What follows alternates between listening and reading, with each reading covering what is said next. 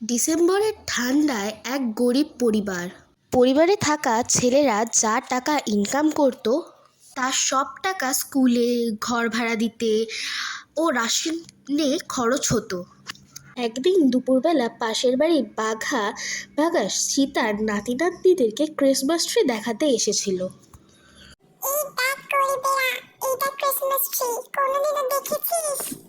এই বাঘা, এটা কি রে? দেখা না।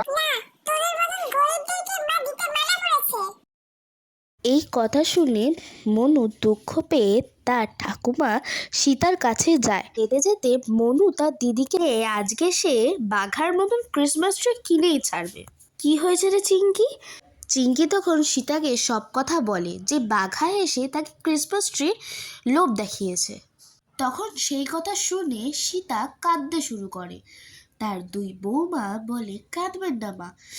তখন সীতা বলে, কেন কাঁদবো না? নিজের দুই নাতি নাতনিকে ক্রিসমাস ট্রি কিনে দিতে পারছি না, তার দুঃখে তো কাঁদবো। মাঝখান দিয়ে ললিতা হঠাৎ বলে দেয় যে, আচ্ছা মনু, ক্রিসমাস ট্রি দেখতে কেমন হয় রে? কিছুটা গাছের মতন, কিন্তু গাছটা ত্রিভুজের মতো। ললিতা হাসতে হাসতে বলে যে, আচ্ছা মনু, তুই এই ক্রিসমাস ট্রি ছবি এঁকে দেখাতে পারবি?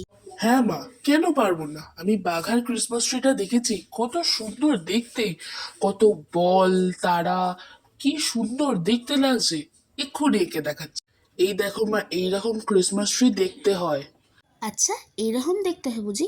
এ তো আমরা এক্ষুনি বানিয়ে দেবো। তখন গীতা আর ললিতা বুদ্ধিমানি করে ঘরে থাকা জিনিস দিয়ে ক্রিসমাস ট্রি বানিয়ে দেয়।